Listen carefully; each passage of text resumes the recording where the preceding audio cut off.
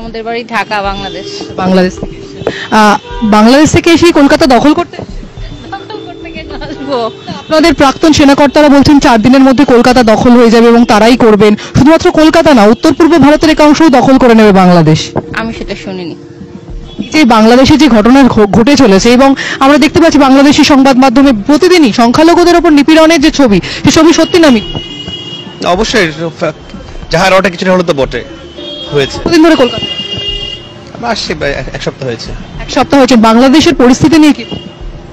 না, বাংলাদেশে এই মুহূর্তে যেটা হচ্ছে সেটা অবশ্যই অনভিপ্রেত, কারণ ভারত আমাদের মহান মুক্তিযুদ্ধের সময় থেকে অকৃত্রিম বন্ধু। তো এই যেহেতু আমাদের তিন দিকে ভারত, তো আমাদের এই প্রতিবেশী ছাড়া আসলে পারস্পরিক আমাদের যে বন্ধুত্ব সম্পর্ক, এটা যে কোনো ভাবেই ঠিক রাখা উচিত। এবং যারা এই অস্থিতি সৃষ্টি করছে, আমি বলবো তারা আসলে ভিন্ন উদ্দেশ্যে করছে। এবং ইন্টারন্যাশনাল ল বলে একটি ল রয়েছে যেখানে প্রত্যেকটি দেশকে সেই ল মেনে চলতে হয়। সেখানে দাঁড়িয়ে বলা হচ্ছে যে কলকাতা দখল হয়ে যাবে।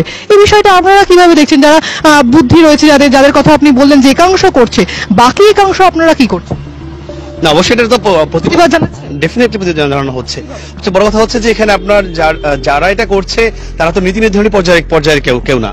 আমাদের বর্তমান যে সরকার রয়েছে তারাও কিন্তু এই ব্যাপারে তার বন্ধুত্ব কথা বলছে। এক শ্রেণীর প্রতিক্রিয়াশীল মানুষ যারা চাচ্ছে যে ঘোলা পানিতে মাছ শিকার করতে, বা 71-এর পরাজিত শক্তি যারা, হ্যাঁ, পাকিস্তানকেই তাহলে সরাসরি ডেফিনেটলি তাদের যারা তারাই আসলে চাচ্ছে না যে ভারত বাংলাদেশে এই বন্ধুত্ব অটুট থাকুক। ওই প্রতিশোধ তারা নিতে যাচ্ছে আর কি।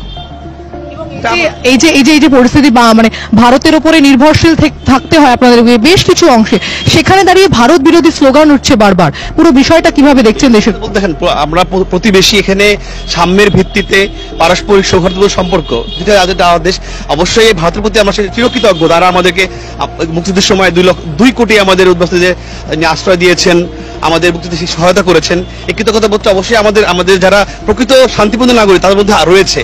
তো আমরা এই সম্পর্কটা সারা জীবন রাখতে চাই। যারা এখন উদ্ভূত পরিস্থিতিতে, এই বিগত সরকারের পতনের পরে একটা মানে ভোলাটাইল সিচুয়েশন হয়েছে, এই পরিস্থিতির সুযোগ নিয়ে তারা চাচ্ছে যে 71-এ যারা হেরেছিল এই প্রতিশোধে তারা চেষ্টা করছে এই অস্থিতি সৃষ্টি করার জন্য। এই আওয়ামী লীগ তাদের কর্মী সমর্থক তারা কেমন রয়েছেন? তারাও কি হিন্দুদের মতন বা খ্রিস্টানদের মতন নিপীড়িত হচ্ছেন? ডেফিনেটলি হচ্ছে। এটা তো সবচেয়ে বড় হচ্ছে এখানে আগে যেমন একটা কন্ট্রোল ছিল, ওভারঅল সবকিছু স্থিতিশীলতা ছিল। 15 বছরে একদিনের জন্য ক্লাস পরীক্ষা বন্ধ। ছাত্র আন্দোলন সম্ভবত সেই জন্যই হয়েছিল যে পুরো বিষয়টা সিস্টেমেটিক হওয়ার জন্য। এই যে অগ্নিমূল্য, বাজারের যে অগ্নিমূল্য, দাম বৃদ্ধি, সবকিছুটা কন্ট্রোল করার জন্যই আপনাদের ছাত্র আন্দোলন হয়েছিল। এবং তার যে প্রতিফলন, সেটা কি কোনো জায়গায় কি নেগেটিভ জায়গায় দাঁড়িয়ে? না, অবশ্যই বাস্তবতা কিন্তু সেটা দেখা যাচ্ছে না। কারণ হচ্ছে আপনার জনজীবনের যে যানবাহনের নিরাপত্তা, মানুষ কি চায়, সবচেয়ে যানবাহন নিরাপত্তা, সেইটা অনেক ক্ষেত্রেই মানে ম্যাক্সিমাম ব্যাহত হচ্ছে। যানবাহনের নিরাপত্তাটা প্রাইম ফ্যাক্টর এখানে। ল অ্যান্ড অর্ডার, আমি বলবো যে টোটাল ক্যাওয়াস এই মুহূর্তে। আগে যেমন আমার প্রাক্তন প্রধানমন্ত্রী শেখ হাসিনা তিনি যেভাবে ধরে রেখেছিলেন, সবকিছু সুন্দরভাবে কন্ট্রোল করতেন অথবা স্থির রাখতেন, এইটা এখন নাই। এখন যে যার মতো, এরকম হাজার টেস্ট খোলা তৈরি হয়েছে, যে যার মতো ইচ্ছা স্বাধীনভাবে কাজ করছে। এই কারণে এই ক্যাওয়াসটা, এবং সেটা এই সরকার তারা তো ওই অনভিজ্ঞ বা তারা পারছে না কন্ট্রোল করতে। এটা বাস্তবতা।